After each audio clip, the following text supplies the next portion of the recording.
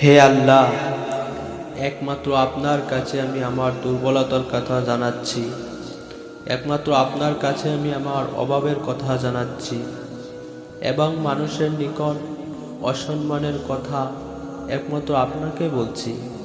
হে আরহামার রাহিমিন, আপনিই তো প্রতিটি দুর্বল ব্যক্তির রব এবং আপনি আমার রব। আপনি কার কাছে আমাকে ছেড়ে দিলেন? এমন অচেনা মানুষদের কাছে যারা আমার ক্ষতি করতে চায়, নাকি এমন শত্রুর কাছে যাকে আমি আমার চেয়ে অধিক শক্তি দিয়েছেন? হে আল্লাহ, যদি আপনি আমার উপর রাগ না করে থাকেন তাহলে এর কিছুতে আমার কিছু যায় আসে না, কিন্তু আপনার আশ্রয় পেলে আমার পরিস্থিতি আরেকটু সহনীয় হবে।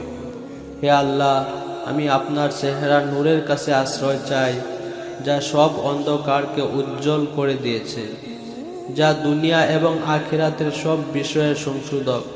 হে আল্লাহ, আপনার রাগ এবং অসন্তুষ্টি থেকে আমি রেহাই চাই।